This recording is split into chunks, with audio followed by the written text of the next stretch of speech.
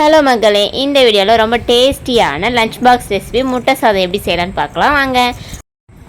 அதுக்கு வானல் சூடானதும் வானலில் எண்ணெய் விட்டு எண்ணெய் சூடானதும் அதில் கொஞ்சமாக கடுகு போட்டு கடுகு பொரிய விட்டு எடுத்துக்கோங்க.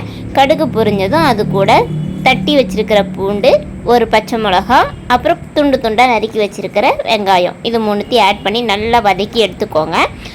இதெல்லாம் நல்லா வதங்கி வந்ததும் குட்டி குட்டியாக கட் பண்ணி வச்சுருக்கிற தக்காளி இது கூட ஆட் பண்ணிக்கோங்க.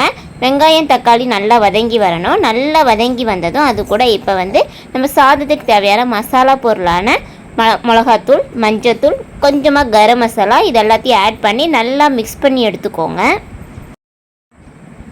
இது கூட கொஞ்சமாக மல்லித்தூள் சேர்த்து நல்லா மிக்ஸ் பண்ணி எடுத்துக்கோங்க. இந்த மசாலாவோட பச்சை வாசனைலாம் போனதுக்கப்புறம் உப்பு போட்டுக்கோங்க. உப்பு போட்டு அது கூட நமக்கு எவ்வளோ முட்டை தேவையோ அத்தனை முட்டையை இதில் உடச்சி ஊற்றிக்கோங்க. நான் ஒரு 4 முட்டை உடச்சி ஊற்றிருக்கேன். நீங்கள் உங்களுக்கு எவ்வளோ தேவையோ அதுக்கேற்ற அளவுக்கு நீங்கள் முட்டை ஆட் பண்ணிக்கோங்க. இப்போ முட்டையை உடச்சி ஊற்றிட்டு நல்லா கிண்டி எடுத்துக்கோங்க. முட்டை நல்லா மசாலாவில் மிக்ஸ் ஆகிற அளவுக்கு கைவிடாமல் கிண்டிக்கிட்டே இருங்க.